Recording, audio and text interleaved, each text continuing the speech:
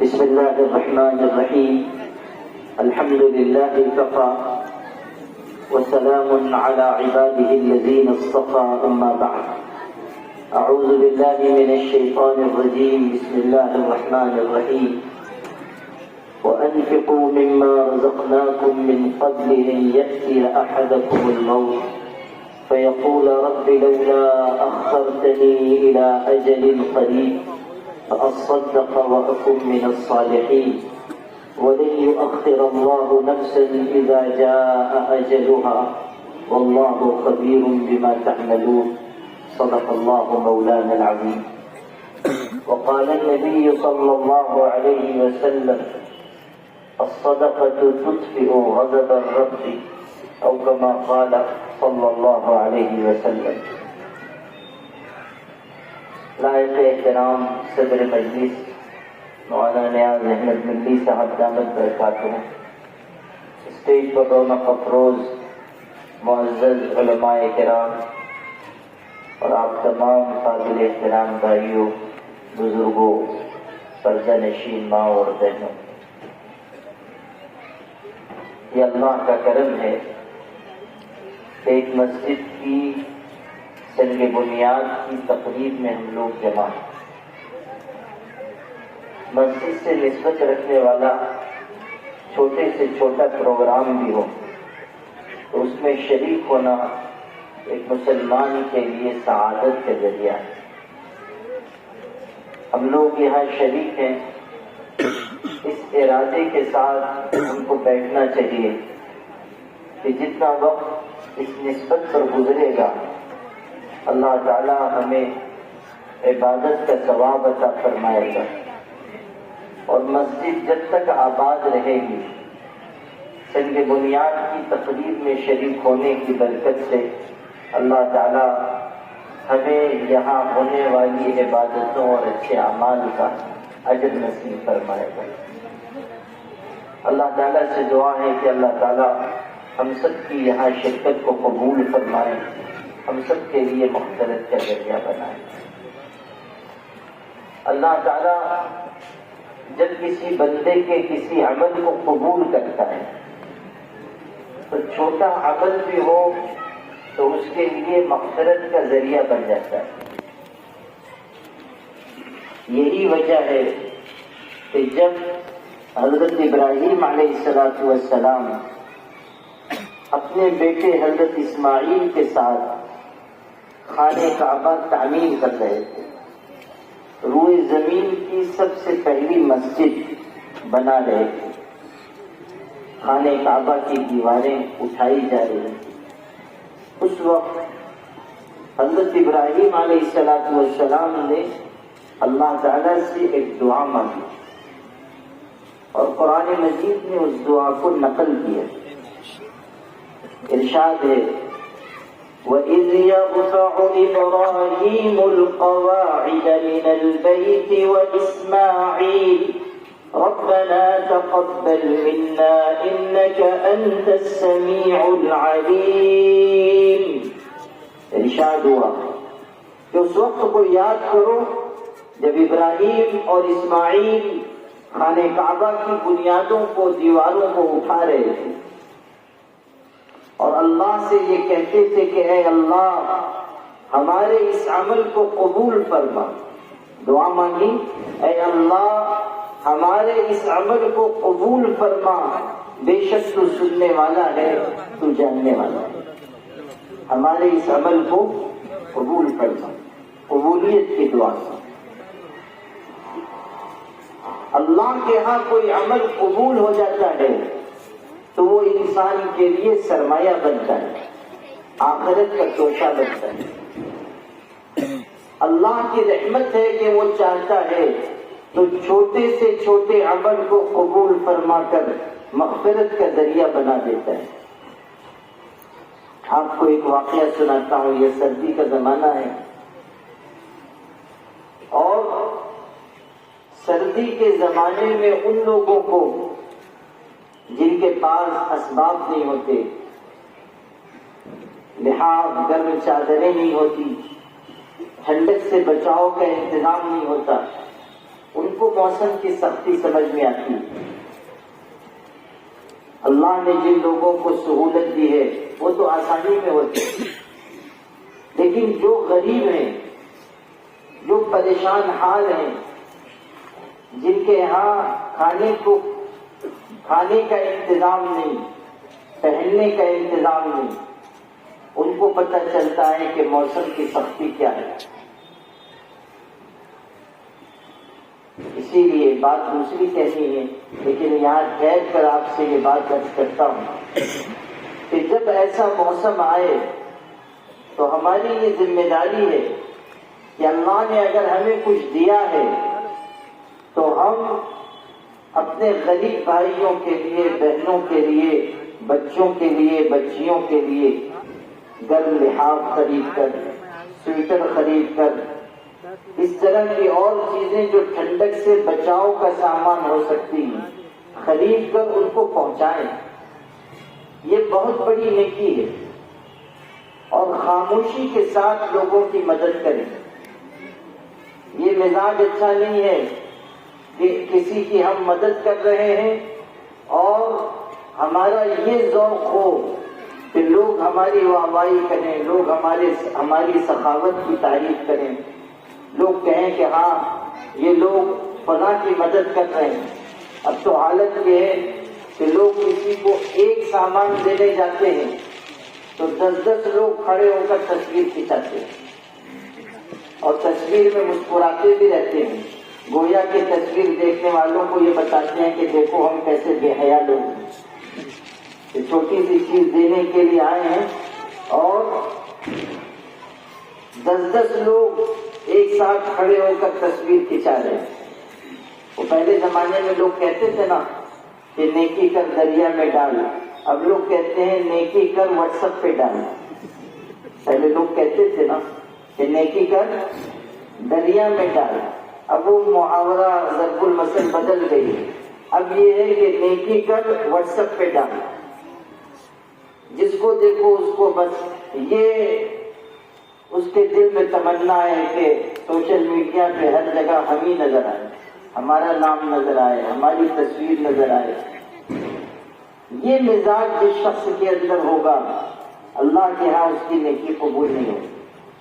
ان اللہ طیب لا یقبل الا طیبا، اللہ پاک ہے اور صرف پاک عمل ہی کو اللہ قبول فرماتا ہے۔ جس عمل میں ملاوٹ ہو جائے اللہ تعالیٰ ایسے عمل کو قبول نہیں فرماتا۔ جب ریاکاری آ جائے گی، دکھاوا آ جائے گا تو اللہ تعالیٰ اس عمل کو عمل کرنے والے کے منہ پر مار دے گا۔ اللہ تعالیٰ کو کسی کی نیکی کی کوئی ضرورت نہیں۔ تو 2 باتوں کا خیال رکھنا چاہیے، ایک تو موسم سخت ہو تو ہم غریبوں کی مدد کریں، اور دوسرے یہ کہ خاموشی کے ساتھ مدد کریں۔ جو کام اخلاص کے ساتھ ہوتا ہے اللہ اس میں برکت عطا کرتا ہے۔ ایک بزرگ فرماتے تھے خلوص کا کام کبھی نہیں رکتا، نمائش کا کام سدا نہیں چلتا۔ جو کام خلوص کا ہوگا اللہ اس کو رکنے نہیں دے گا، اور جو کام نمائش کا ہوگا، ریاکاری کا ہوگا، وہ زیادہ دن چلے گا نہیں۔ ریاکاری والا کام میڈ ان چائنا ہے کہ سامان دیکھنے میں اچھا لگے گا لیکن ٹوٹ جلدی جائے گا۔ ایسا عمل کرنا کہ جو اللہ کی نگاہ میں قابل قبول ہو، وہ اسی وقت ہوگا جب کہ انسان خلوص کے ساتھ عمل کرے۔ قرآن مجید میں ہے، سورہ کہف، جمعہ کا دن گزرا ہے، جمعہ کے دن سورہ کہف کی تلاوت کی جاتی ہے۔ اس سورہ کہف کی آخری آیت کا آخری ٹکڑا ہے، فَمَنْ كَانَ يَرْجُو لِقَاءَ رَبِّهِ فَلْيَعْمَلْ عَمَلًا صَالِحًا وَلَا يُشْرِكْ بِعِبَادَةِ رَبِّهِ أَحَدًا، کہ جو کوئی اپنے پروردگار سے ملاقات کی امید رکھتا ہو اس کو چاہیے کہ وہ اچھا عمل کرے اور اللہ کی عبادت میں کسی کو شریک نہ کرے۔ واقعہ یہ ہے کہ حضور صلی اللہ علیہ وسلم تشریف رکھتے تھے، ایک صحابی آئے، انہوں نے آ کر پوچھا اللہ کے رسول، کوئی اللہ کے راستے میں جہاد کرتا ہے، مقصد یہ ہے کہ اللہ راضی ہو، لیکن دل میں یہ خواہش بھی ہے کہ لوگ مجھ کو بہادر سمجھیں. مقصد ہے اللہ راضی ہو، اللہ کا کلمہ بلند ہو، لیکن خواہش یہ بھی ہے کہ لوگ مجھ کو بہادر سمجھیں. تو کیا اس کا لڑنا اللہ کے راستے میں ہے؟ سوال کیا. سوال سمجھ میں آیا کہ نہیں آیا؟ ایک آدمی اللہ کے راستے میں لڑ رہا ہے، مقصد اللہ کی رضا ہے، لیکن ساتھ میں خواہش یہ بھی ہے کہ لوگ مجھ کو بہادر سمجھیں. کیا اس کا لڑنا اللہ کے راستے میں ہے؟ جب حضور صلی اللہ علیہ وسلم نے یہ بات سنی تو آپ خاموش ہو گئے. تھوڑی دیر آپ خاموش رہے. اتنے میں قرآن پاک کی آیت اتری، یہی آیت جو میں نے آپ کے سامنے ابھی تلاوت کی. جواب اللہ کی طرف سے اتارا گیا، فَمَنْ كَانَ يَرْجُو لِقَاءَ رَبِّهِ فَلْيَعْمَلْ عَمَلًا صَالِحًا وَلَا يُشْرِكْ بِعِبَادَةِ رَبِّهِ أَحَدًا. کہ جو کوئی اللہ سے ملاقات کی امید رکھتا ہو اس کو چاہیے کہ اچھا عمل کرے اور اللہ کے ساتھ کسی کو شریک نہ کرے. اللہ کی عبادت میں کوئی شرکت نہیں. تو عمل کریں صرف اللہ کے لیے کریں. مسجد بنانی ہے اللہ کے لیے بنانی ہے. مسجد کو آباد رکھنا ہے اللہ کے لیے آباد رکھنا ہے. نماز پڑھنی ہے اس لیے کہ اللہ مجھ سے راضی ہو جائے. حج کرنے جا رہے ہیں اس لیے کہ یہ فرض ہے اللہ کی رضا مجھ کو حاصل ہو. یہ مزاج نہ ہو کہ نماز پڑھ رہے ہیں تو لوگ ہم کو نمازی سمجھیں. یہ مزاج نہ ہو کہ حج کر کے آئے ہیں اب کسی نے شادی کا کارڈ بھیجا اس پہ حاجی نہیں لکھا تو ہم شادی کا کارڈ ہی پھاڑ دیں کہ میرے نام کے ساتھ حاجی تو لکھا نہیں. یہ اچھا مزاج نہیں.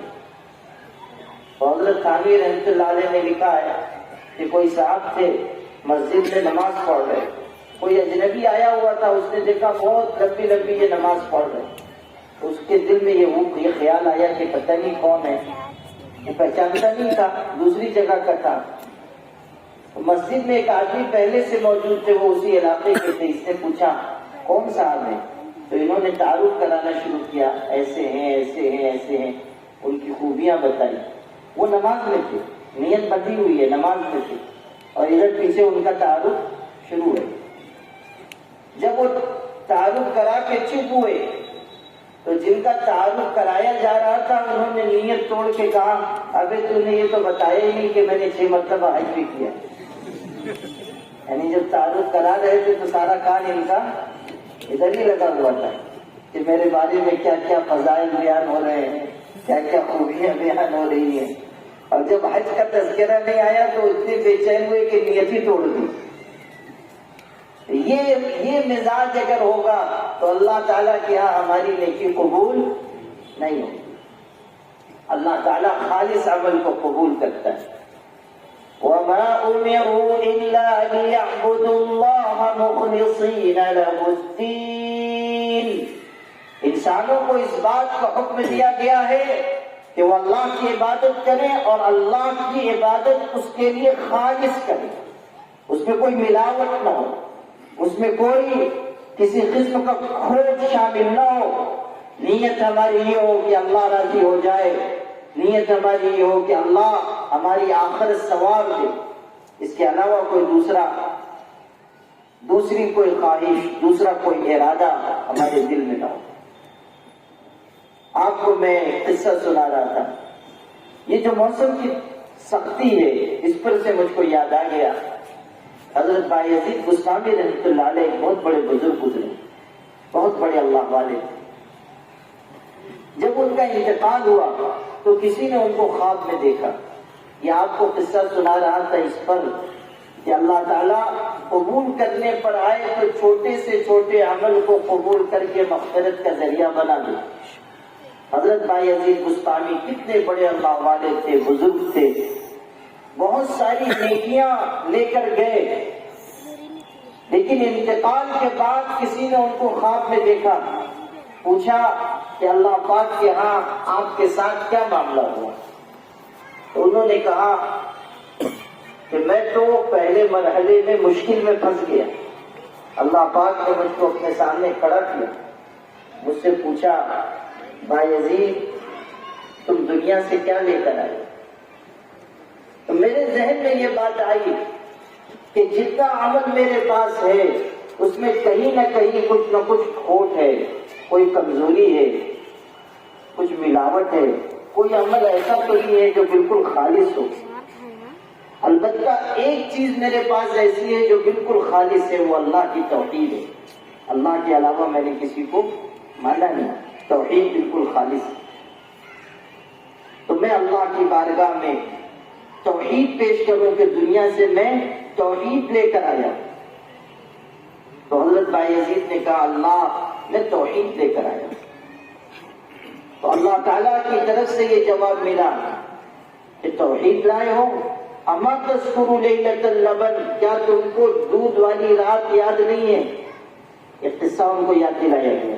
ہوا یہ تھا کہ ایک رات کو انہوں نے دودھ پیا، صبح ان کے پیٹ میں درد ہو گیا، تو ان کی زبان سے یہ جملہ نکلا کہ چونکہ میں نے رات کو دودھ پیا تھا اس لیے صبح میرے پیٹ میں درد ہو گیا۔ ہم لوگ بھی بولتے ہیں نا، یہ کھا لیا تھا تو پیٹ میں درد ہو گیا، وہ کھا لیا تھا تو بیماری ہو گئی۔ تو ان کی زبان سے بھی یہ جملہ نکلا کہ میں نے رات کو دودھ پی لیا تھا تو صبح میرے پیٹ میں درد ہو گیا۔ اللہ تعالیٰ نے یہ بات ان کو یاد دلائی اور یہ احساس دلایا کہ تم کہہ رہے ہو کہ توحید لے کر آیا ہوں، توحید یہی ہے کہ تمہارے پیٹ میں درد ہوا تو تم نے میری طرف نسبت کرنے کے بجائے دودھ کی طرف نسبت کر دی۔ تم کو تو یہ کہنا تھا کہ اللہ نے چاہا تو میرے پیٹ میں درد ہوا، یہ تم نے کیسے کہہ دیا کہ دودھ پیا تھا تو درد ہو گیا؟ تم کو تو یہ کہنا چاہیے تھا کہ اللہ تعالیٰ کی مرضی ہوئی تو پیٹ میں درد ہو گیا۔ بیماری بھی اللہ کی طرف سے ہے اور شفا بھی اللہ کی طرف سے۔ وَإِذَا مَرِضْتُ فَهُوَ يَشْفِينِ، جب میں بیمار ہوتا ہوں تو وہ اللہ مجھ کو شفا عطا کرتا ہے۔ بیماری بھی اللہ کی طرف سے ہے اور شفا بھی اللہ کی طرف سے۔ اس لیے جب کوئی انسان بیمار ہو جائے تو اس کو سب سے پہلے اللہ کی طرف رجوع کرنا چاہیے، اللہ کے آگے ہاتھ پھیلانا چاہیے، صدقہ دینا چاہیے۔ یہ نہیں کہ پہلے ہی مرحلے میں بھاگنے لگے دواخانے کی طرف، ہاسپٹل کا چکر لگانے لگے۔ اور نہیں تو یہ آزاد نگر کے لوگ تو ماشاءاللہ باباؤں کے پاس بھی پہنچ جاتے ہیں اور ادھر بابا زیادہ پیدا بھی ہوتے ہیں۔ آپ لوگوں کے علاقے کی مٹی بہت زرخیز ہے ماشاءاللہ، یہاں ایک کے بعد ایک بابا پیدا ہو جاتے ہیں، اور ایسے بھی پیدا ہو جاتے ہیں کہ الف کا نام بھالا نہ آئے لیکن بن گئے بابا، اور بڑے بڑے ان کے دعوے بھی ہوتے ہیں۔ میرے والد صاحب رحمۃ اللہ علیہ نے 1980 میں ایک مرتبہ جامع مسجد میں تقریر فرمائی، 1980 کی بات بتا رہا ہوں، آج سے 41 سال پہلے۔ اس زمانے میں اپنے یہاں مالیگاؤں میں ایک بنگالی بابا بہت مشہور تھے۔ میرے والد صاحب رحمۃ اللہ علیہ کا زمانہ تھا، ایک بنگالی بابا بہت مشہور تھے۔ میرے والد نے تقریر میں کہا، اس زمانے میں اخبارات میں خبر آ رہی تھی کہ اسکائی لیک جو ہے وہ گرنے والا ہے۔ اخبارات میں خبریں آئی تھی کہ وہ گرے گا، بہت تباہی مچے گی اور شہر کے شہر، بستی کی بستیاں ویران ہو جائیں گی، بہت شور تھا، اور اس کو قیامت کی نشانیوں میں سے بھی ایک نشانی قرار دیا جا رہا تھا، جیسا کہ عام طریقے پر ہو جاتا ہے۔ تو بہت شور تھا اور دہشت بھی بہت پھیلی ہوئی تھی، لیکن اللہ کا کرنا یہ ہوا کہ وہ گرا تو مگر کسی ویرانے میں جا کر گر گیا، کسی کا کوئی جانی نقصان نہیں ہوا، کوئی مالی نقصان بھی نہیں ہوا، ویرانے میں گرا، تھوڑی بہت تباہی ویرانے میں پھیلی، نہ کسی کی جان گئی نہ کسی کا گھر گرا۔ تو یہ تو ہو گیا، اخبارات میں خبریں آ گئی کہ جو حادثہ ہونا تھا وہ ٹل گیا، ویرانے میں وہ گر گیا۔ اب وہ جو اپنے یہاں کا بنگالی بابا تھا نا، وہ بولتا پھر رہا تھا کہ وہ اسکائی لیک کو میں نے ہی ویرانے میں گرایا، وہ بستی میں گرنے والا تھا نا، میں نے اس کو وظیفہ پڑھ کے ویرانے میں گرایا۔ تو اپنے یہاں تو ماشاءاللہ اتنے بڑے بڑے بابا پیدا ہوتے ہیں اور ایک سے ایک پیدا ہوتے ہیں، اس کی تفصیل بتاؤں گا تو بہت لمبی گفتگو ہو جائے گا۔ ایسے لوگوں کے پاس جانا اپنے دین و ایمان کو خطرے میں ڈالتا ہے۔ جب انسان بیمار ہو اس کو اللہ کی طرف رجوع کرنا چاہیے۔ شریعت کے دائرے میں رہتے ہوئے دم کروا لینا، کسی صاحب علم سے، بزرگ سے تعویذ لینا کوئی حرج کی بات نہیں۔ شریعت میں اس کی گنجائش ہے، بالکل صحیح عمل، لیکن اللہ تعالیٰ کی طرف سب سے پہلے رجوع ہو۔ کسی بھی انسان سے رجوع ہونے سے پہلے ہمارا رجوع اللہ کی طرف۔ کوئی بیماری آ رہی ہے اللہ کی طرف سے آ رہی ہے، اور جائے گی بھی تو اللہ کی مرضی سے جائے، اللہ کے حکم اور اس کے اشارے کے بغیر نہیں جائے گی۔ تو حضرت بایزید بستامی رحمۃ اللہ علیہ سے اللہ تعالیٰ نے ارشاد فرمایا، تم توحید کی بات کر رہے ہو، کون سی توحید؟ تمہارے پیٹ میں تو درد ہوا تھا، تم نے کہہ دیا کہ دودھ پیا تھا تو درد پیدا ہوا۔ اب یہ گھبرائے کہ جو عمل میں نے پیش کیا تھا وہ بھی ناکارہ نکلا، اب پریشان ہوئے۔ تب اللہ تعالیٰ کی طرف سے یہ کہا گیا کہ ایک اور رات کا قصہ یاد کرو، سخت سردی کا زمانہ تھا، تم تہجد کے لیے اٹھے تھے اور تہجد کے لیے وضو کر کے واپس آئے، سخت سردی تھی، تم نے دیکھا کہ ایک بلی کا بچہ سردی کی وجہ سے کانپ رہا ہے، تو تم نے اس پر ترس کھا کر جو گرم کپڑا تم نے پہن رکھا تھا اتار کر اس کو اڑا دیا۔ اس وقت اس بلی کے بچے نے دعا کی تھی کہ اللہ بایزید نے مصیبت کے وقت میری مدد کی ہے، اس کی مصیبت کے وقت تو بھی اس کی مدد کرنا، جاؤ اسی عمل کے بدلے میں آج ہم نے تم کو معاف کر دی۔ مغفرت ہوئی ایک بلی کے بچے پر ترس کھانے کی وجہ سے، اس کی چھوٹی سی خدمت کر دینے کی وجہ سے۔ اللہ جب کسی عمل کو قبول کرنے پہ آتا ہے تو ایسے چھوٹے عمل کو بھی قبول کر کے اللہ مغفرت کا سامان بنا دیتا ہے۔ حضرت حافظ ابن حجر اسقلانی بہت بڑے بزرگ اور عالم گزرے ہیں، فتح الباری انہوں نے بخاری شریف کی شرح عربی زبان میں لکھی ہے، بہت بڑے عالم تھے۔ ان کے بارے میں بھی یہ بات ملتی ہے کہ جب ان کا انتقال ہوا، کسی نے ان کو خواب میں دیکھا، پوچھا کہ اللہ کے ہاں مغفرت ہو گئی؟ انہوں نے کہا الحمدللہ ہو گئی۔ پوچھا کس عمل پہ ہوئی؟ تو کہنے لگے کہ سخت گرمی کے زمانے میں ایک دن میں کتاب لکھ رہا تھا، اس زمانے میں لکڑی کا قلم ہوتا تھا اور اس کو روشنائی میں ڈبو کر لکھتے تھے۔ جو بوڑھے لوگ ہوں گے وہ جانتے ہوئے، یہ جو چچا ہے نا پرانے زمانے والے آثار قدیمہ جنہوں نے دیکھا ہوگا، باقی یہ جو نئی نسل ہے اس نے تو نہیں دیکھا ہوگا۔ لکڑی کا قلم ہوتا تھا، روشنائی میں ڈبو کر اس کو لکھتے تھے، بار بار ڈبونا پڑتا تھا، جب روشنائی ختم ہوئی پھر ڈبوئیے، پھر روشنائی ختم ہوئی پھر ڈبوئیے، تو یہ بار بار کرنا پڑتا تھا۔ تو وہ سخت گرمی کے زمانے میں دوات میں روشنائی میں قلم ڈبو کر لکھ رہے تھے۔ ایک دفعہ انہوں نے جو قلم ڈبویا اور لکھنے جا رہے تھے تو کہیں سے ایک پیاسی مکھی آ گئی اور وہ آ کر قلم پر بیٹھ گئی، پیاسی تھی، گرمی کا زمانہ تھا، وہ روشنائی چوسنے لگی۔ ان کے ذہن میں یہ بات آئی کہ یہ اللہ کی پیاسی مخلوق ہے، اگر میں لکھنا شروع کروں گا تو یہ اڑ جائے گی، اس کی پیاس نہیں بجھے گی، تو جب تک اس کی پیاس نہ بجھ جائے میں اتنی دیر تک قلم روک کر رکھتا ہوں، جب یہ پیاس بجھا کر اڑ جائے گی تب میں لکھنا شروع کروں گا۔ چنانچہ اتنی دیر تک وہ قلم روک کر بیٹھے رہے، جب وہ اپنی پیاس بجھا کر اڑ گئی تب انہوں نے آگے لکھنا شروع کیا۔ اللہ پاک نے فرمایا کہ ابن حجر تو نے ایک پیاسی مکھی پر رحم کیا، آج ہم تجھ پر رحم کرتے ہیں اور تجھ کو معاف کرتے ہیں۔ تو اللہ تعالیٰ کس عمل کو قبول فرما کر مغفرت کا سامان فرما دے گا ہم نہیں کہہ سکتے۔ کسی نیکی کو معمولی نہیں سمجھنا چاہیے، کسی بھلے کام کو چھوٹا نہیں سمجھنا چاہیے، اور کسی انسان کو حقیر نہیں جاننا چاہیے، یہ بھی سمجھ لیجیے۔ بہت سے لوگ ہوتے ہیں یہ خیال کرتے ہیں کہ ہم تو نمازی ہیں، ہم تو تہجد گزار ہیں، ہم ایسے ہیں ہم ویسے ہیں، ہم جبریل علیہ السلام کے سگے بھتیجے ہیں۔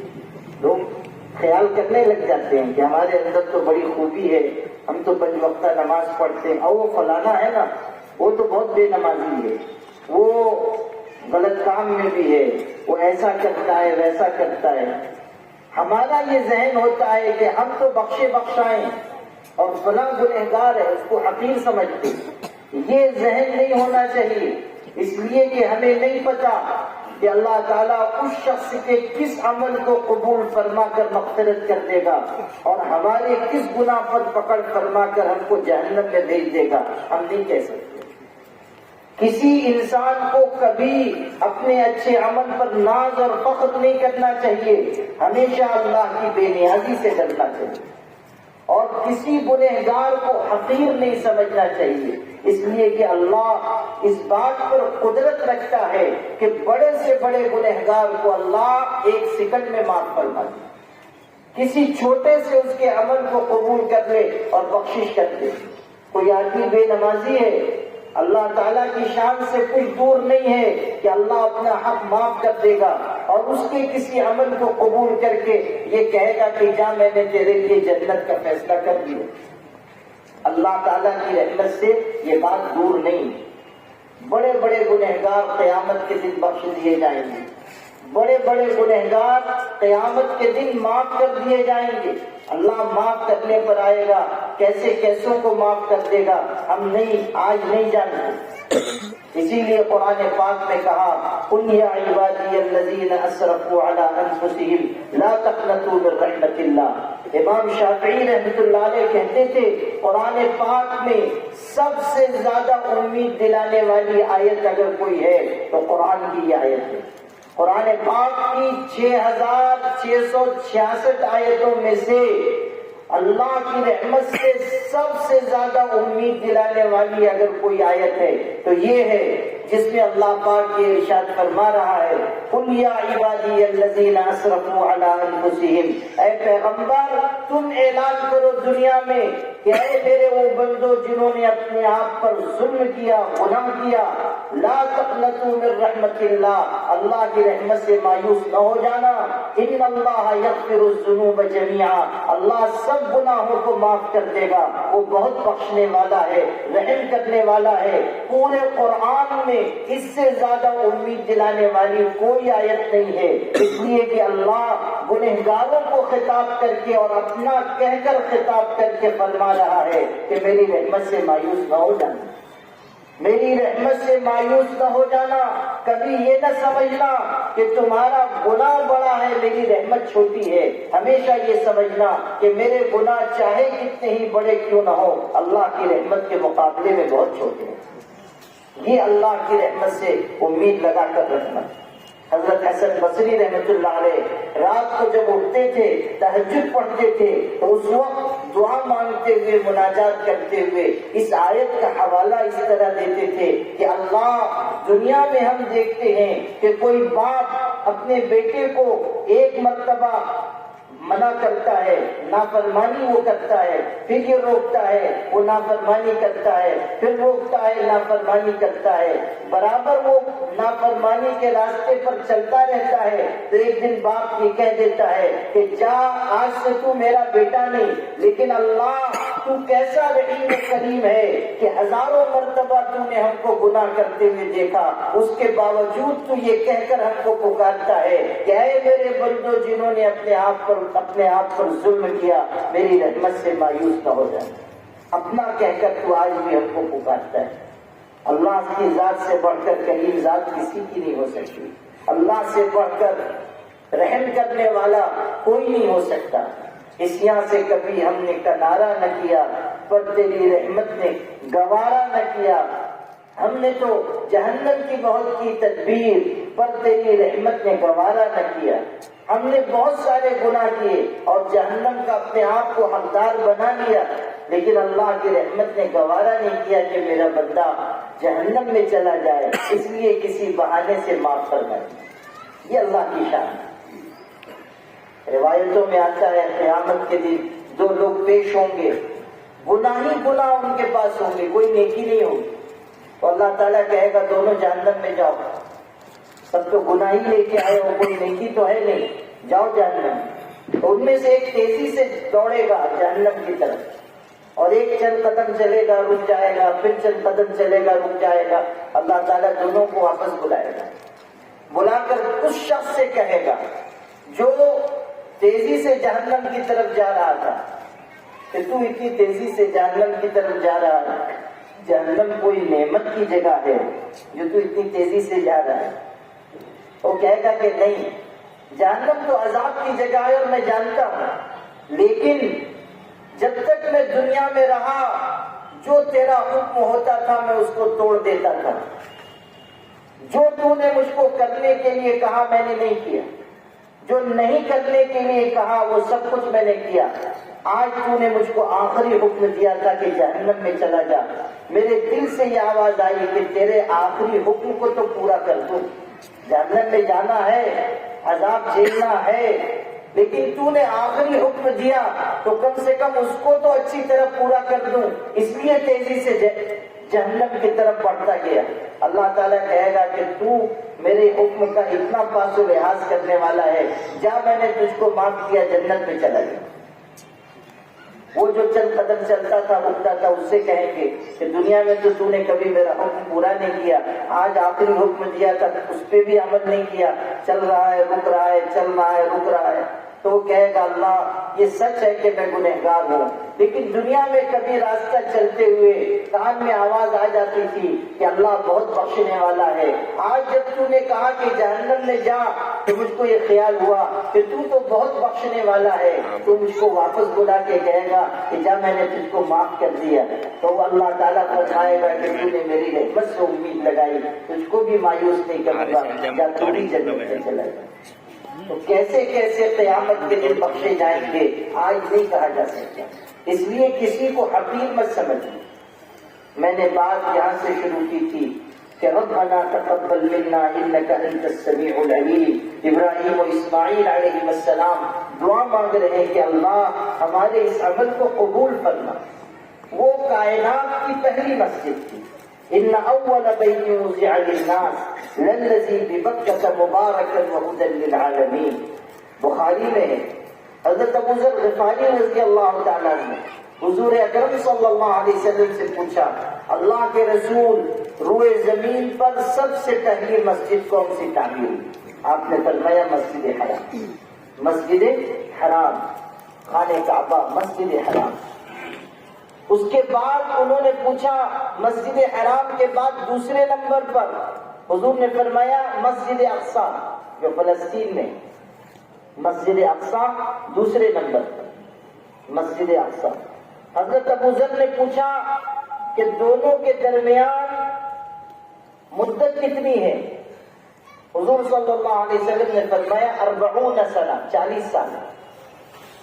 مسجد نبوی کی تعمیر تو اس وقت ہوئی جب حضور صلی اللہ علیہ وسلم مکے سے مدینہ ہجرت کر کے تشریف لے گئے۔ پہلی مسجد مسجد حرام، پھر مسجد اقصی۔ اور مسجد اقصی کی خصوصیت یہ بھی ہے کہ حضرت سلیمان علیہ السلام کے دور میں جنات نے مسجد کی تعمیر میں حصہ لیا۔ بڑے بڑے پتھر جنات لے کر آتے تھے، ان کو تو زیادہ طاقت حاصل ہے نا، ان کو زیادہ قوت حاصل ہے، آنکھوں سے اوجھل بھی رہتے ہیں۔ حضرت سلیمان علیہ السلام کی ان پر بادشاہت تھی۔ آج بھی جنات حضرت سلیمان کا نام سنتے ہیں تو کانپتے ہیں۔ حضرت سلیمان علیہ السلام کی دہشت آج بھی قائم۔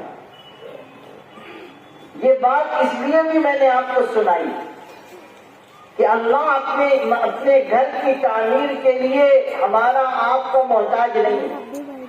اللہ چاہے گا فرشتوں کے ذریعے مسجد بنوا دے گا، اللہ چاہے گا جنات کے ذریعے مسجد بنوا دے گا۔ آپ رات کو سوئیں گے، اگلے دن دیکھیں گے کہ مسجد جعفر ابن عبدالعزیز پوری بنی ہوئی ہے، راتوں رات پختہ تعمیر، بالکل صحیح، اور پتھر اتنے بڑے بڑے لگے ہوئے ہیں کہ آپ کے باپ دادا نے نہ دیکھے ہوں۔ جنات کہیں سے اٹھا کے لائے، مسجد بنا دی، اللہ چاہے گا بنوا دے گا، فرشتوں سے اللہ بنوا دے گا۔ کوئی اور اللہ کی مخلوق کھڑی ہو جائے، اللہ تعالیٰ کی مخلوقات کہاں ہیں، کتنی ہیں، کوئی نہیں جانتا۔ وَمَا يَعْلَمُ جُنُودَ رَبِّكَ إِلَّا هُوَ، تیرے پروردگار کے لشکروں کا علم سوائے اس کے کسی کو نہیں۔ اللہ جب جس سے چاہے گا کام لے لے گا۔ اس لیے یہ مت سمجھیے کہ مسجد میں ہمارا مال لگے گا تو مسجد بنے گی، مسجد میں ہماری جان لگے گی، وقت لگے گا، صلاحیت لگے گی، تب مسجد بنے گی۔ مسجد تو اللہ جس سے چاہے گا بنوا دے گا۔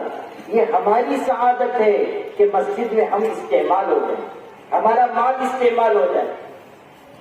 مال کبھی نصیب ہوتا ہے، مال کبھی نصیب ہوتا ہے، جیسے انسانوں کا نصیب ہے ویسے مال کا بھی نصیب ہے۔ ہر مال کا نصیبہ یہ نہیں ہوتا کہ وہ اللہ کے گھر کی تعمیر میں لگ جائے۔ اسی طرح ہر زمین کا یہ نصیب نہیں ہوتا کہ وہاں اللہ کا گھر بن جائے. یہ بھی سمجھیے زمینیں بہت ہیں، کہیں کسی کا گھر بنتا ہے، کہیں کسی کا کارخانہ بنتا ہے، کہیں کسی کی سائزنگ بنتی ہے، کہیں کسی کی دکان بنتی ہے. ہر زمین کا ٹکڑا مسجد نہیں بنتا. جس طرح انسانوں کا نصیب ہے اسی طرح زمینوں کا نصیب ہے.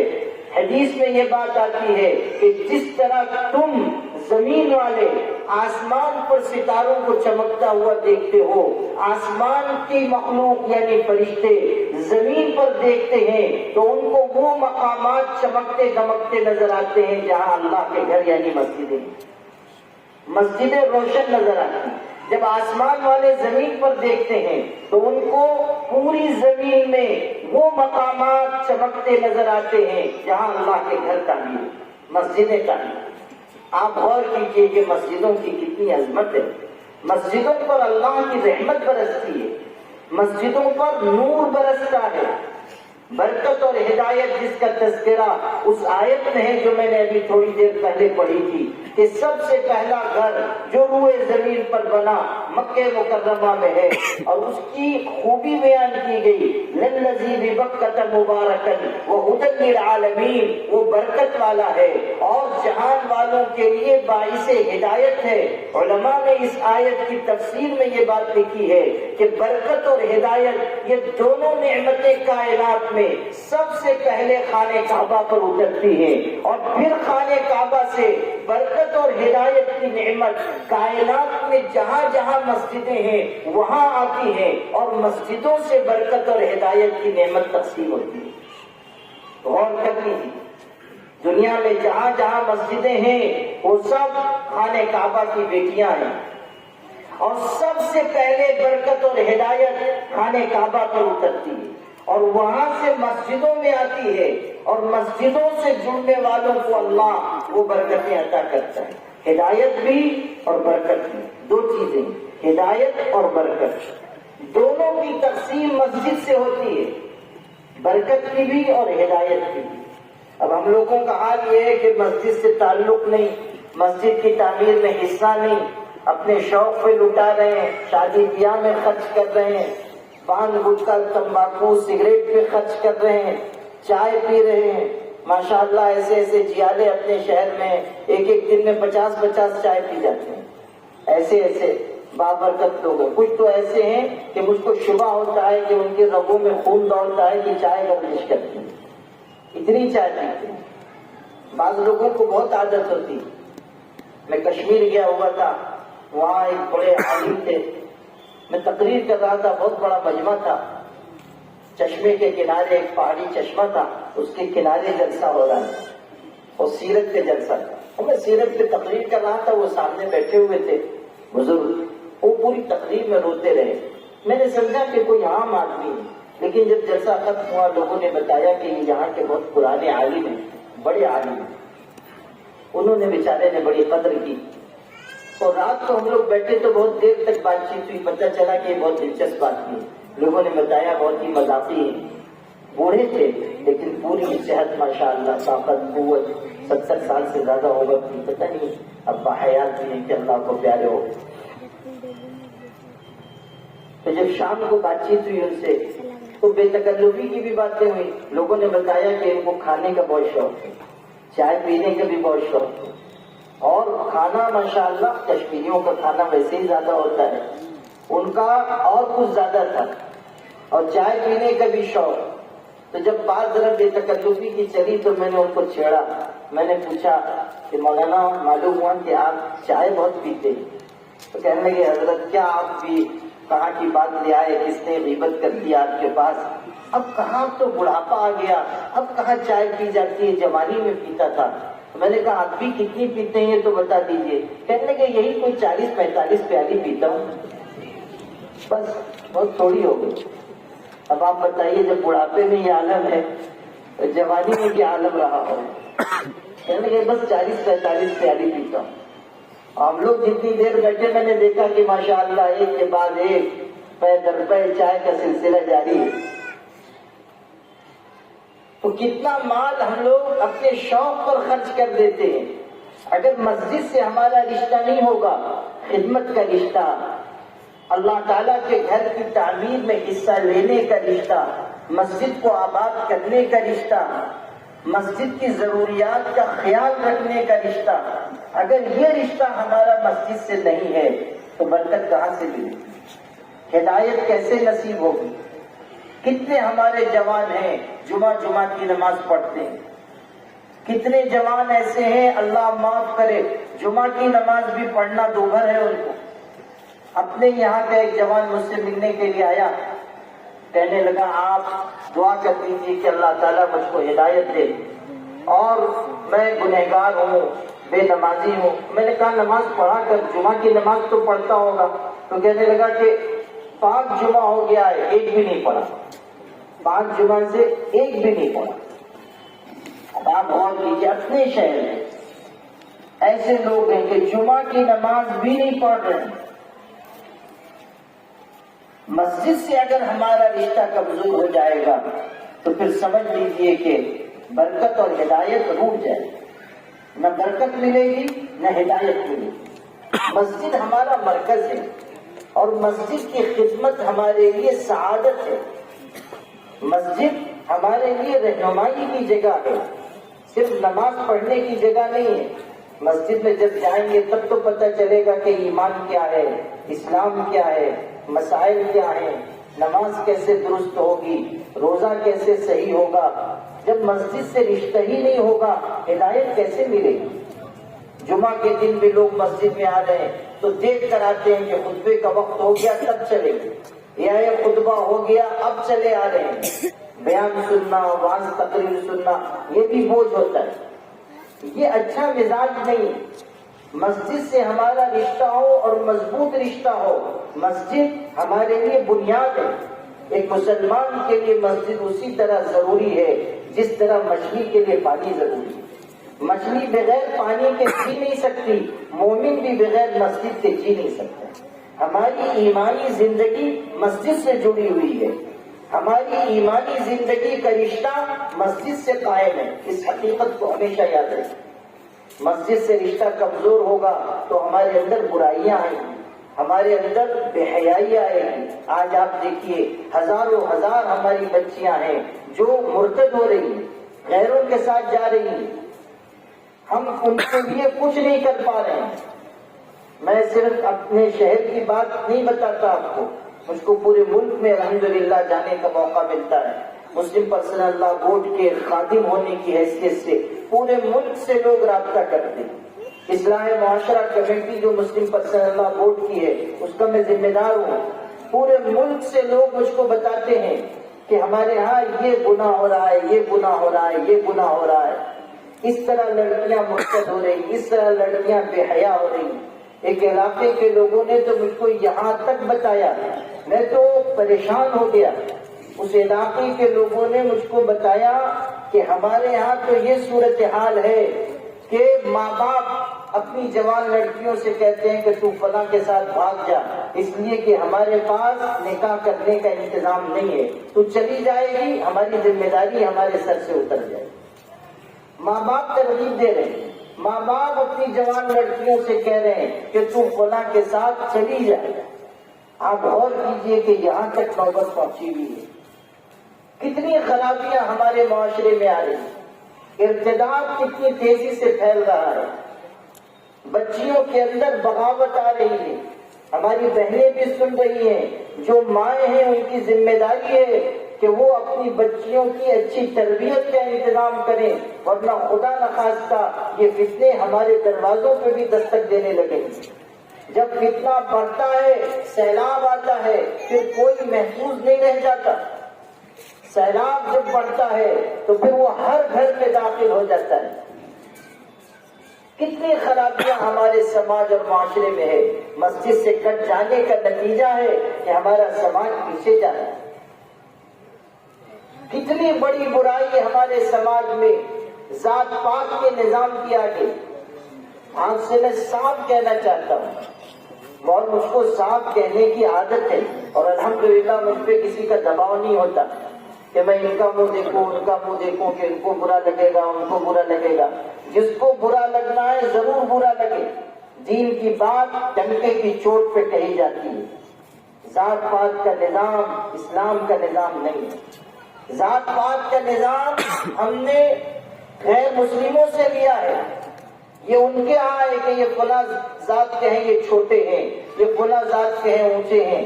ہمارے یہاں یہ نظام نہیں ہے. اللہ تعالیٰ نے ہمیں یہ بتایا ان اکرمکم عند اللہ اتقاکم, تم میں سب سے زیادہ عزت والا وہ ہے جو سب سے زیادہ اللہ سے ڈرنے والا ہے. ذات برادریاں پہچان کے لیے, یہ انصاری ہے, یہ دکنی ہے, یہ مومن ہے, یہ شیخ ہے, یہ سید ہے, یہ صرف پہچان کے لیے, یہ صرف تعارف کے لیے. اس لیے نہیں کہ سید صاحب سمجھیں کہ میں تو سب سے بڑا ہوں, میں حضور کے خاندان سے ہوں, اس لیے نہیں. کوئی برادری والا کسی دوسرے برادری والے کو اگر نیچی نظر سے دیکھتا ہے تو وہ اللہ کی نگاہ میں مجرم ہے. یہ سیاسی لوگوں کا مسئلہ ہو سکتا ہے کہ وہ اپنے ووٹ کے لیے کسی برادری والوں کو آگے بڑھائیں, کسی کو پیچھے کریں. اسلام اس کی سختی سے تردید کرتا ہے. اگر آپ مومن ہیں تو آپ کے اندر یہ مزاج ہونا چاہیے کہ سب مسلمان ہیں اور سب ہمارے بھائی ہیں. کوئی ذات پات کا نظام اسلام میں نہیں ہے. کسی کو ذات پات کی وجہ سے نیچا سمجھنا یا اپنے دین و ایمان کو خطرے میں ڈالنا ہے. کبھی یہ مزاج نہ پیدا ہونے دیجیے کہ یہ فلاں ذات کے ہیں اس لیے چھوٹے ہیں, میں فلاں ذات کا ہوں اس لیے میں بڑا ہوں. برادری وار اسلام میں نہیں. وہ الیکشن کے موقع پہ لوگ کرتے ہیں اور ان کی سیاسی ضرورت ہے, ان کو کرنا پڑتا ہے, حالانکہ وہ بھی غلط کرتے ہیں اور قیامت کے دن پکڑے جائیں گے. دنیا میں ایم ایل اے ہے نا, دنیا میں ایم پی ہے نا, اوپر جا کے سب برابر ہو جائیں گے. وہاں نہیں چلے گا کہ ہم ایم ایل اے ہم کو چھوڑ دو, ہم ایم پی ہم کو چھوڑ دو, بلکہ بولیں گے تو دو چار اور زیادہ پڑے گے. ہاں, اگر وہاں بولیں گے نا کہ میں تو ایم ایل اے ہوں مجھ کو چھوڑ دو, 4 ڈنڈا اور زیادہ پڑے گا. بولیں گے کہ میں تو کارپوریٹر, وہاں اپنے یہاں ہوتا ہے نا تو مجھ کو پہچانتا نہیں میں کارپوریٹر ہوں, وہاں بولیں گے تو 6 جوتا اور لگے گا کہ تجھ کو تو بہت دن سے ہم لوگ تلاش کر رہے تھے. ہاں, سارا حساب تو وہاں کھلا ہوا ہے. آپ دیکھیں کہ کس طرح حرام ایک کا لین دین ہم نے سیاست کے نام پر شروع کر دیا. حرام آمدنی لوگ شوق سے لے رہے ہیں, شوق سے کھا رہے ہیں, شوق سے موج مستی کر رہے ہیں. نہیں جانتے کہ حرام کا ایک لقمہ قیامت کے دن انسان کے لیے نقصان دہ ثابت ہو. اللہ کے ہاں جواب دینا مشکل ہو جائے. ایک حرام کا لقمہ بھی پیٹ کے اندر گیا ہے, قیامت کے دن پوچھو. حضرت ابو بکر صدیق رضی اللہ تعالیٰ نے ایک موقع پر غلطی سے مشتبہ لقمہ کھا لیا تھا. بہت سخت بھوکے تھے, چند لقمے کھا لیے, مشتبہ تھے. بعد میں پتہ چلا, وہ بہت پریشان ہوئے, لوگوں سے پوچھا یہ پیٹ سے کیسے نکلے گا. لوگوں نے کہا نمک کا پانی پیجیے. بہت سارا نمک کا پانی پیا, سخت بھوک کی حالت میں چند لقمے کھائے تھے, وہ نکل نہیں رہے تھے. نمک کا پانی پیتے رہے, بہت مشکل سے وہ لقمے ان کے پیٹ سے نکلے. قے ہوئی, بہت تکلیف ہوئی. تو لوگوں نے ان سے کہا کہ حضرت آپ نے لا علمی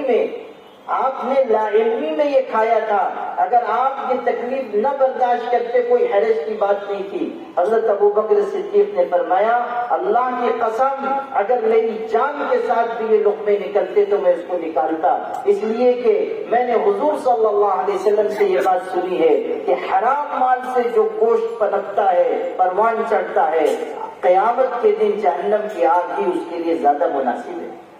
جہنم کی آگ زیادہ مناسب ہے.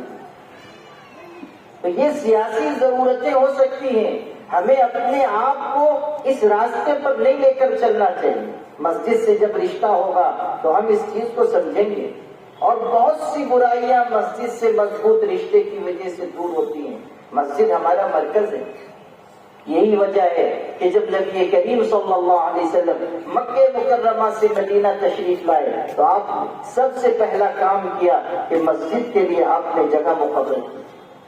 آپ نے اپنا گھر پہلے نہیں بنایا, آپ نے سب سے پہلے مسجد کی بنیاد رکھی.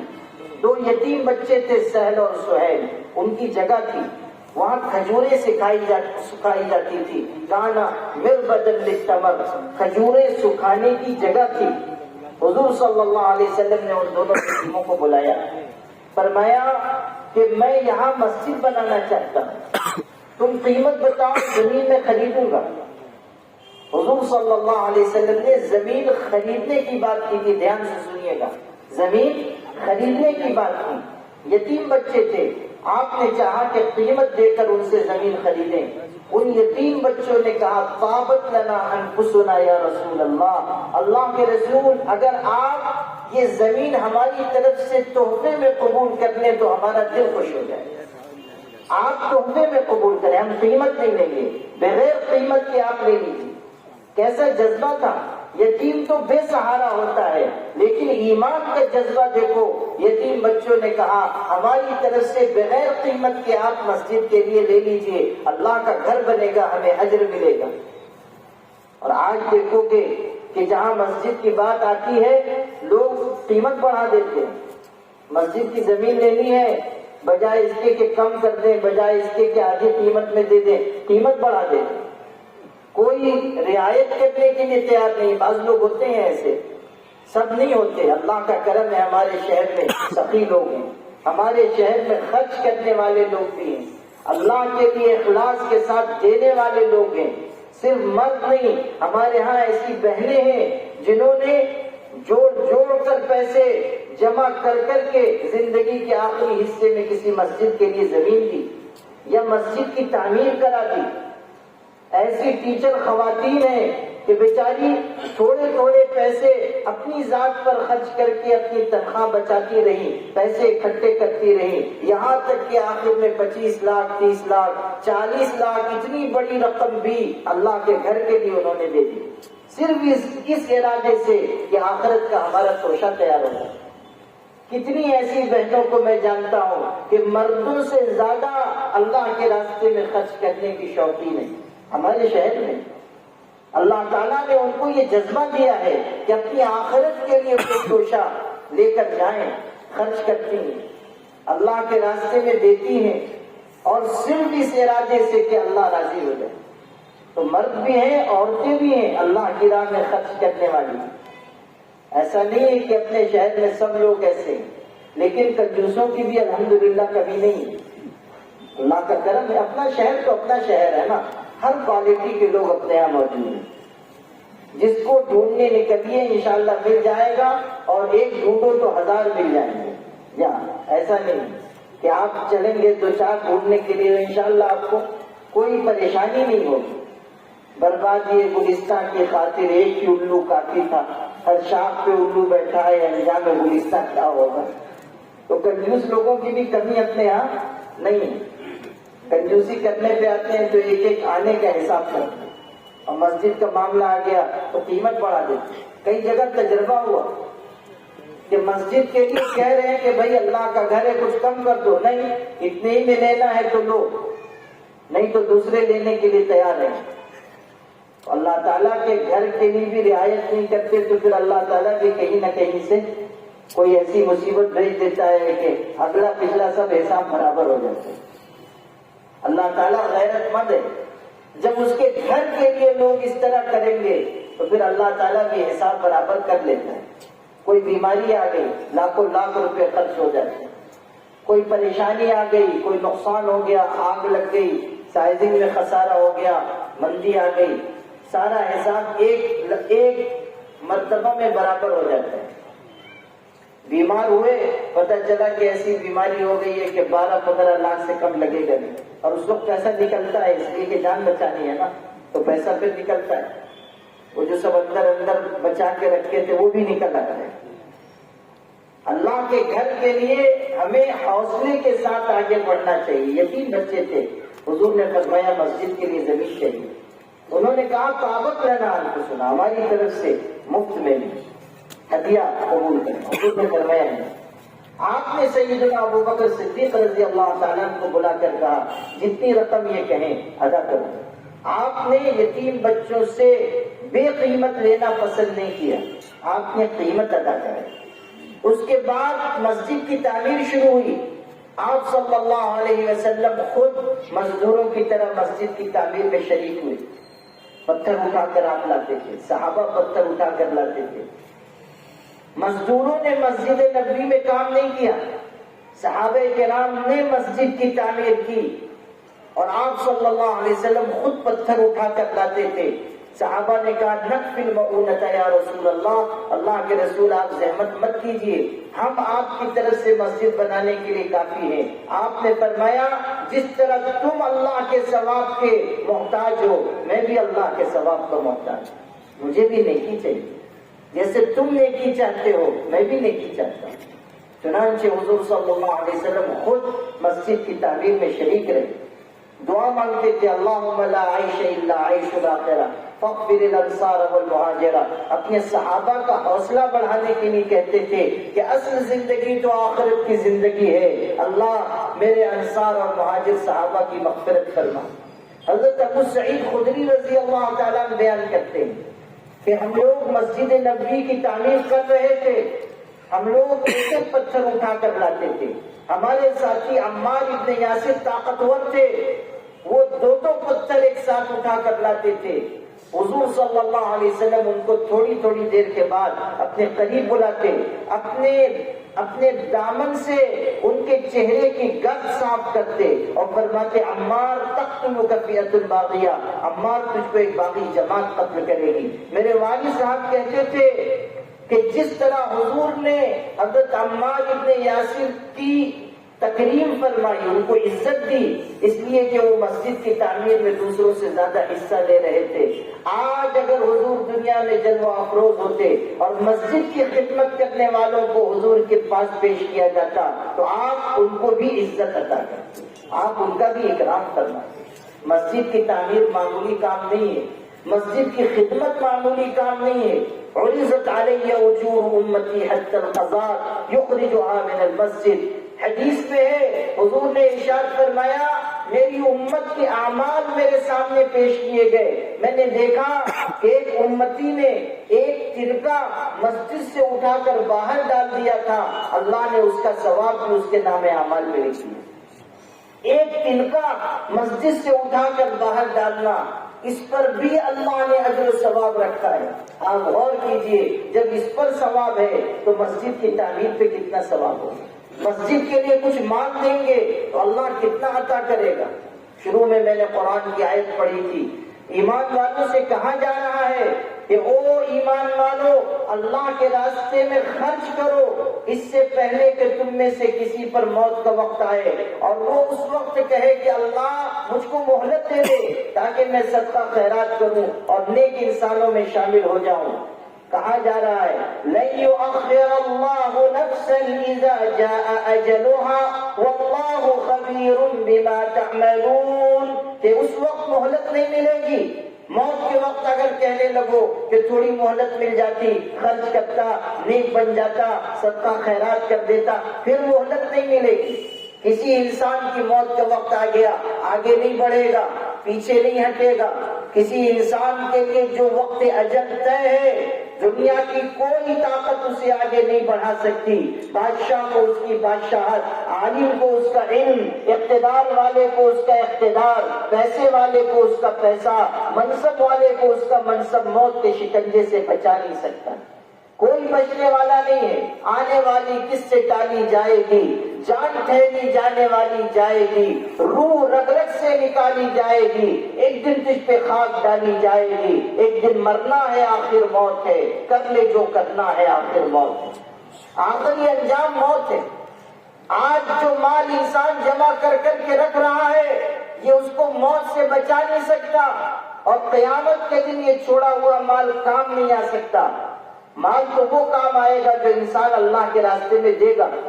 جو مسجد میں خرچ ہو گیا وہ مال کام آئے گا. حضور صلی اللہ علیہ وسلم نے ایک موقع پر سورہ الہاکم التکاثر تلاوت کی. الہاکم التکاثر حتی زرتم المقابر. تم کو مال و اولاد کی کثرت نے دھوکے میں ڈال دیا، یہاں تک کہ جب تم قبرستانوں میں جاتے ہو تب بھی غفلت میں ہوتے ہو. وہاں بھی دنیا کی بات، وہاں بھی مال کی بات، وہاں بھی کارخانے کی بات، وہاں بھی سائزنگ کی بات، وہاں بھی ان کی غیبت، ان کی چغلخوری، ان کے بارے میں واہی تباہی، ان کے بارے میں غلط الفاظ۔ قبرستان میں قبروں کے درمیان کھڑے ہو کر بھی ہم آخرت کی بات نہیں کر رہے ہیں، اسی فانی دنیا کی مال و اسباب کی بات کر رہے ہیں۔ تانبا کاٹا میں کیا ہو رہا ہے؟ کاروبار میں نقصان ہو رہا ہے کہ بندی آ رہی ہے، قبرستان میں کھڑے ہو کر ہم بات کر رہے ہیں۔ لوگ زور زور سے ہنستے ہیں قبرستان میں قبروں کے درمیان، حالانکہ قبرستان تو عبرت کی جگہ ہے۔ اذا حملت الى القبور جنازۃ فاعلم بانك بعدها محمول، جب تم کسی کا جنازہ اپنے کندھے پر رکھ کر قبرستان لے جاؤ تو اس حقیقت کو ذہن میں تازہ کر لو کہ آج تم کسی کا جنازہ اٹھا کر لائے ہو، کل دوسرے لوگ تمہارا جنازہ اٹھا کر لائیں۔ اس حقیقت کو ہمیشہ اس وقت ذہن میں تازہ کیا کرو جب کسی کو اس کی آخری منزل پر پہنچانے جاؤ کہ آج اس پر مٹی ڈالی جا رہی ہے، کل میرے جسم پر مٹی ڈالی جائے گی۔ آغوش لحد میں جب کہ سونا ہوگا، جس خاک نہ تکیا نہ بچھونا ہوگا، قبر کی تنہائی میں کون ہوئے گا انیس، ہم ہوں گے اور قبر کا کونا ہوگا۔ انسان قبر میں پڑا ہوا ہوگا، کوئی دیکھنے والا نہیں، کوئی عذاب سے بچانے والا نہیں، کوئی مدد کرنے والا نہیں، اللہ تعالیٰ کے علاوہ کوئی رحم کھانے والا نہیں۔ قبر کی زندگی کیسی مشکل زندگی ہوگی، کبھی غور کیا ہے کہ قبر کی تنہائی میں کیسے رہ سکیں گے؟ دنیا میں سانپ بچھو دیکھ کر ڈر جاتے ہیں، قبر کے سانپ بچھو کا کیسے مقابلہ کریں گے؟ دنیا میں ماچس کی آگ سے جل جاتے ہیں، آخرت میں جہنم کی آگ پر کیسے صبر کر سکیں گے؟ یہ سوچنے کی چیز ہے۔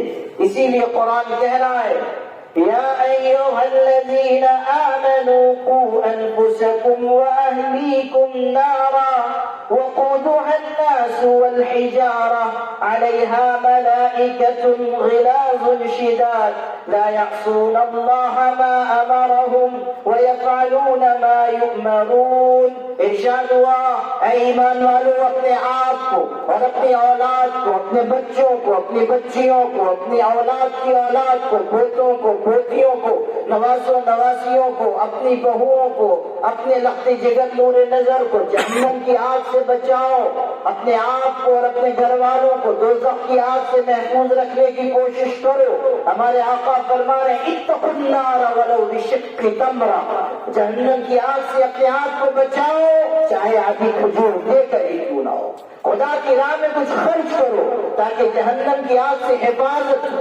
وَمَا تُقَدِّمُوا لِأَنفُسِكُم مِّنْ خَيْرٍ تَجِدُوهُ عِندَ اللَّهِ، جو کچھ تم اپنے آپ کے لیے آگے بھیج دو گے اللہ کے پاس موجود پاؤ گے۔ مال تو وہ ہے جو اللہ کی راہ میں دیا جائے۔ حضور فرما رہے ہیں الہاکم التکاثر حتی زرتم المقابر، تم کو مال و اولاد کی کثرت نے دھوکے میں ڈال دیا، یہاں تک کہ قبرستان میں جاتے ہو تب بھی غفلت میں پڑے ہوئے ہو۔ اس کے بعد حضور صلی اللہ علیہ وسلم نے ارشاد فرمایا یقول ابن آدم مالی مالی، کہ ابن آدم کہتا ہے میرا مال میرا مال، میرا سرمایہ میرا سرمایہ۔ تیرا کون سا مال؟ حضور فرما رہے تیرا کون سا مال؟ تو نے جو کھایا وہ کھا کر ختم کر دیا، جو پہنا پہن کر بوسیدہ کر دیا، پرانا کر دیا۔ تیرا مال تو بس وہ ہے جو تو نے اللہ کی راہ میں، تیرا مال وہ ہے جو تو نے اللہ کی راہ میں دیا۔ حضرت بھائی یزید بستامی رحمۃ اللہ علیہ، جن کا واقعہ میں نے آپ کو شروع میں سنایا تھا، ان سے ایک مرتبہ کسی نے پوچھا زکوٰۃ کتنے مال پر واجب ہوتی ہے؟ اور انہوں نے کہا کہ میں علماء اور فقہاء کے مسلک کے مطابق جواب دوں یا اپنے مسلک کے مطابق؟ تو پوچھنے والا بڑا ذہین تھا، اس کو خیال ہوا ان کا کون سا مسلک ہوگا، ان کا کون سا مسلک ہوگا؟ علماء فقہاء جو کہتے ہیں وہی تو یہ بھی کہیں گے، ان کا کون سا نیا مسلک ایجاد ہو گیا۔ بعض لوگ ہوتے ہیں نا بڑے ذہین ہوتے ہیں، وہ دونوں طرف سے چلنے نہیں دیتے۔ وہ ہے نا کتابوں میں کہ کسی عدالت میں کوئی مقدمہ پیش ہوا، لطیفہ ہے، کسی عدالت میں مقدمہ پیش ہوا، جو ملزم تھا وہ بہت باتونی تھا، بہت لمبی بات چیت کرتا تھا۔ وہ جو وکیل تھا نا، جب کوئی سوال کرے تو اس کی اتنی لمبی تقریر ہو کہ اس کو پسینہ آ جائے۔ کوئی سوال کرتا تھا یہ، اس کی تقریر شروع ہو جاتی ہے، اور لگتا ہے کہ عورتوں کی صحبت میں زیادہ بیٹھا رہا ہوگا، تو اس کو یہ فن آ گیا تھا تو جہاں ایک سوال ہوتا تھا اس کی تقریر شروع. جب وکیل بہت پریشان ہو گیا تو اس نے کہا خبردار کہ اب تم نے کوئی بات زیادہ کہی, اب جو میں سوال کروں گا ہاں یا نہیں میں جواب دوں, بس ہاں یا نہیں, اس کے علاوہ کچھ آگے پیچھے تفصیل مت بیان کرنا, نہ تفصیل نہ تمہید. تو مجھے نے کہا کہ حضور آپ کا حکم ہے, جیسا آپ فرمائیں گے ویسے ہی میں کروں گا, لیکن آپ کا جواب دینے سے پہلے میں آپ سے ایک سوال کرتا ہوں, آپ ہاں یا نہیں میں جواب دیں گے. اس نے کہا کرو. تو اس نے کہا وکیل صاحب آپ نے چوری کرنا چھوڑ دیا. سوال کیا کیا؟ آپ نے چوری کرنا چھوڑ دیا. اب دیکھو کیسا پھنسایا لگتا. اگر کہے گا کہ ہاں چھوڑ دیا تو مطلب یہ کہ پہلے چھپتے تھے, اور اگر کہے گا کہ نہیں چھوڑا تو مطلب یہ کہ اب بھی چھٹتے ہیں, اب بھی چور ہیں. تو کہا کہ پہلے آپ میرے اس سوال کا جواب آئے نہیں میں دو کہ آپ نے چوری کرنا چھوڑ دیا. اب ہاں کہیں تو مشکل اور نہیں کہیں تب بھی مشکل. وہ جو پوچھنے والا تھا وہ ذہین تھا, اس نے سوچا یہ کہاں سے جواب, اپنی طرف سے کون سا جواب دیں گے. کہنے لگا دونوں بتا دیں, جو علماء کا مسلک ہے وہ بھی اور جو آپ کا مسلک ہے, زکوٰۃ کتنے مال پر واجب ہوتی ہے یہ سوال کیا.